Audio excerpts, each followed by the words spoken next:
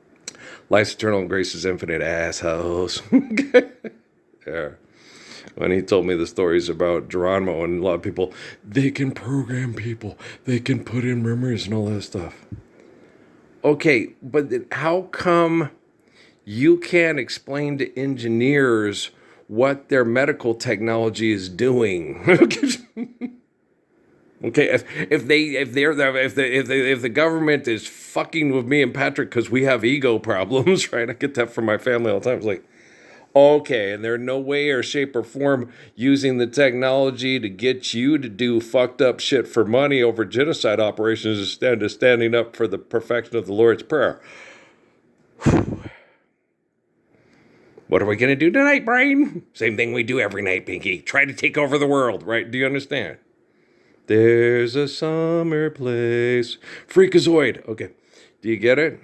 Okay, guys. When you believe in things that you don't understand, superstition is the way, right? Okay. And if you're biologically and psychologically conditioned to give in to the fear of death by bullies and selfish and manipulative people so you can yield and overcome as we live to fight another day. And then you win the Bourbon Bowl because Bobby Boucher shows up at halftime, and then you go to Disneyland, and then you end up on SportsCenter like Tiger Woods and his daddy, but you end up with your mama because mama just tackled daddy because mama's the source of the tackling fuel and not Roberto, who ran off with Phyllis, a voodoo woman in New Orleans, right? Okay, do you understand? Okay. Water boy. Wake her ass up, we want to win tomorrow. No, we want to live the Lord's Prayer today. Okay. Take your bourbon and go sit on the bowl and shut the fuck up. Thank you very much. You're welcome. I wear Deputy Dog pianos. No, I don't wear Deputy Dog pianos. What was the other one? It's Deputy Dog, and the other one is Huckleberry Hound. That is also one of the cartoons. It was Huckleberry Hound. I didn't watch as many of those Hanna-Barbera cartoons as much. They were on in the morning when I had to go to school. Yogi Bear and Huckleberry Hound and all those. And I was already in school, so I got to watch the weekend cartoons and got home in time to watch Spider-Man. I was watching yesterday, man. I watched the old stop motion ones with the moving mouths, right? The talking comic strip ones. Well, when Captain America throws his famous shield, right? And you're watching it, and it's absolutely creepy. They take he's genetically engineered to be a mass murdering, killing super soldier. And he's going to save America. But there's only one of them because the guy who was going to make millions of these guys that were Steve Rogers, they could not join the military because they were too weak and wimpy.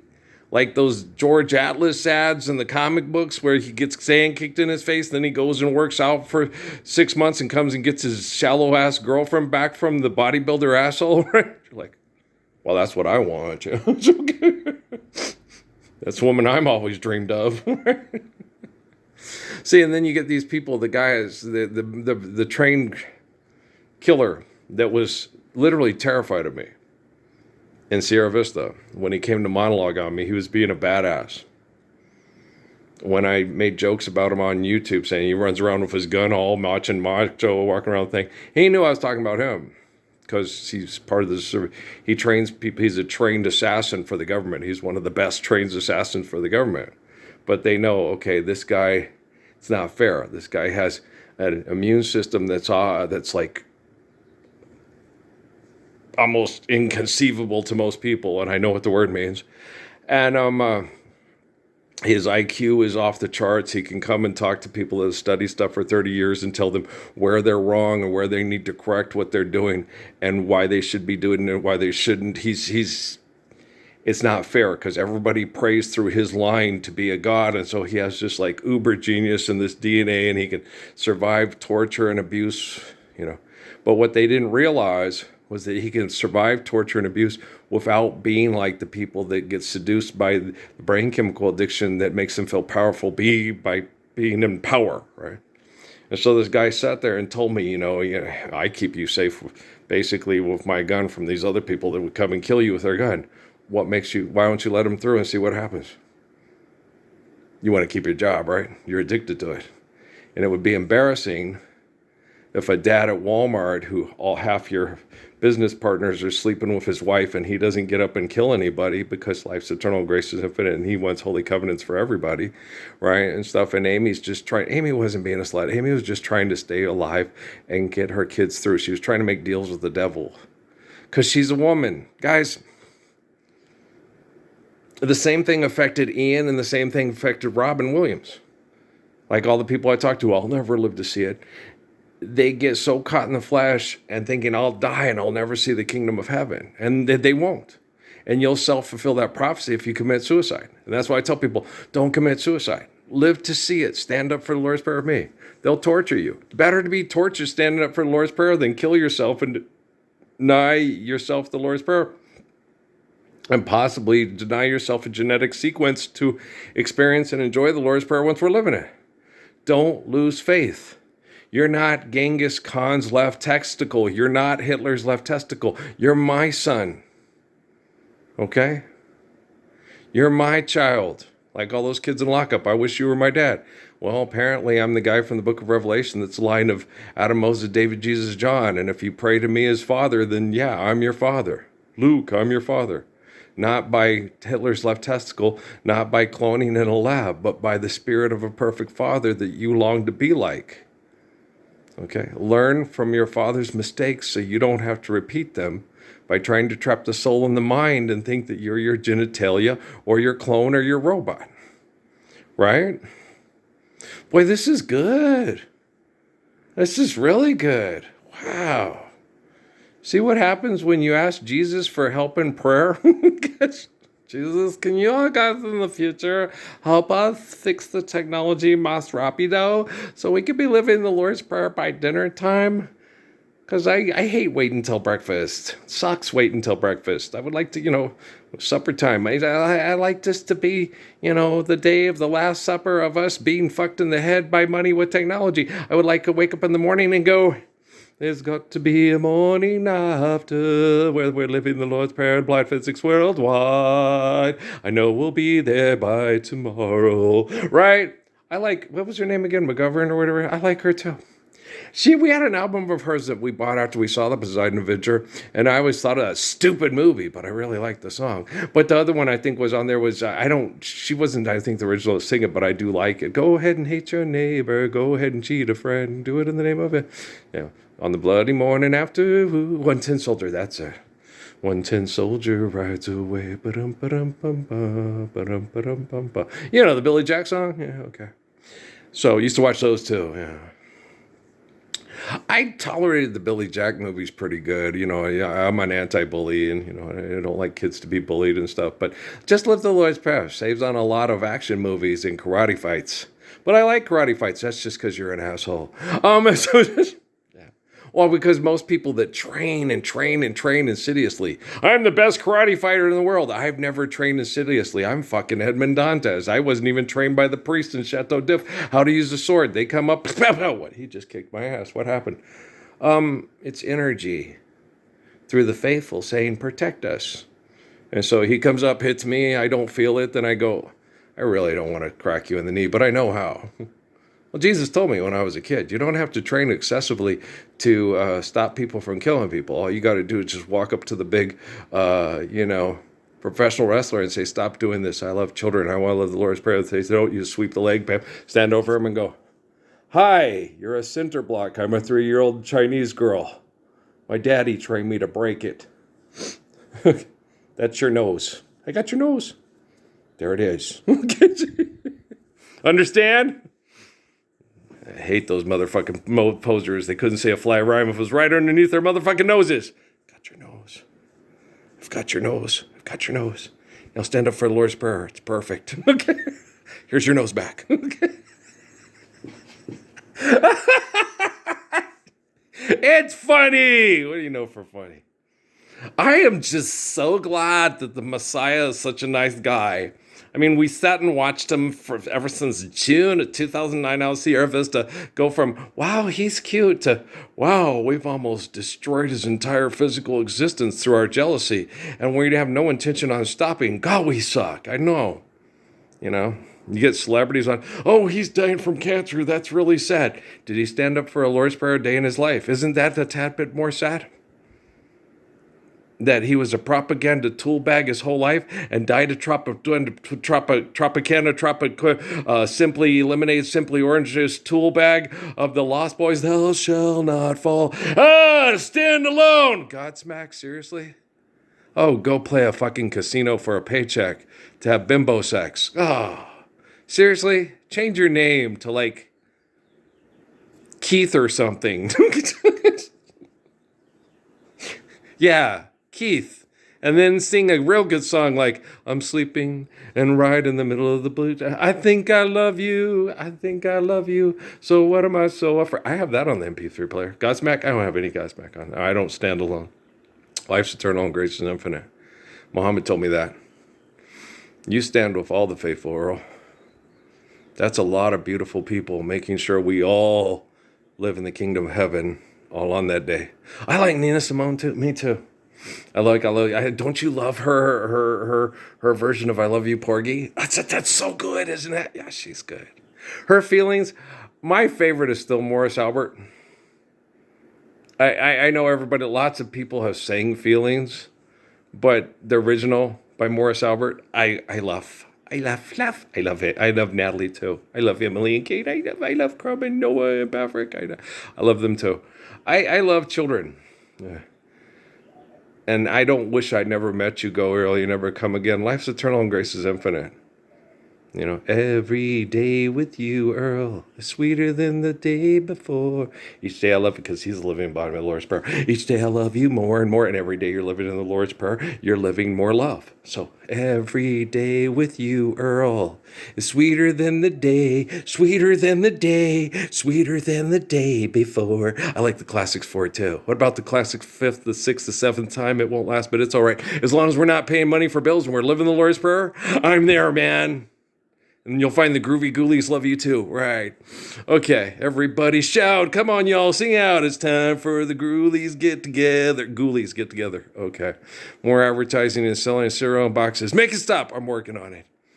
Better than M. Night Shyamalan's screenplay for dumbasses. All right. Everybody put on your foil helmets so the stupidity can't get in from the Wi-Fi.